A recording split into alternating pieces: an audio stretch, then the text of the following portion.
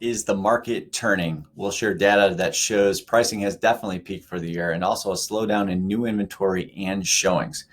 But we're not ready to call anything drastic yet, and we're going to cover that and more and why in this week's report. As always, thanks for taking a few minutes to join us for our weekly look at our real-time market insights into our local housing market. My name is Scott Parker. I'm the Vice President of Sales and Marketing here at John Green Realtor, and I'll be taking you through this week's findings. New listings first. It did fall off a bit more than we would have expected this week relative to the past 2 years. When we go over and look at contract activity, it actually held steady through the holiday weekend.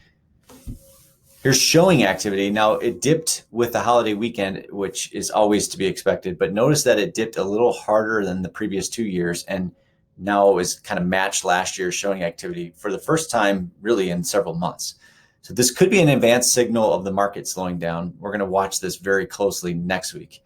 Anecdotally, I've received mixed reviews from our new listings. Some went crazy in multiple offers, and some of the traffic was slower than agents expected. A good reminder that real estate is super hyper local. There's different price points and size and style of homes, and available inventory play a big role in how a neighborhood performs. And that's from neighborhood to neighborhood. That can be drastically different. So the other factor to keep in mind too, when looking at showing data, is that we had less new inventory hit the market this week. And so active buyers, they don't see a lot of new options. It stands to reason that there will be less showings that take place. Here's off-market activity. This tracks those homes that were on the market and went off the market without finding a buyer. Pick up here, which is typical in weeks where the calendar turns to a new month. But as you can see, still lower than the previous year's levels though. Here's our market balance metric. So 60% is considered normal balance on this graph.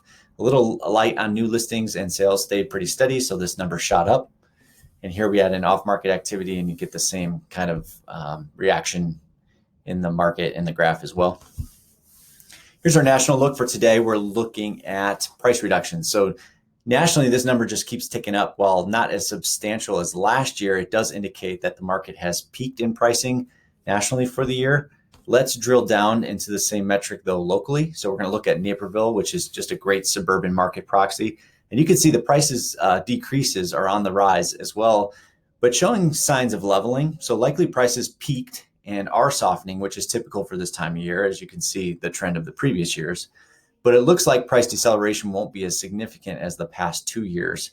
Getting some reprieve on interest rates. They've moved down just a touch. So we'll see how all of these things play out here in the next couple of weeks. So a quick recap, traffic and inventory slowed and pricing has definitely peaked for the year, but there are still some pretty strong market signals out there. So we aren't ready to call a changing market quite yet. That's why we do this weekly, so we can be on top of these shifting trends. As always, thanks for joining us, and we'll see you again here next week.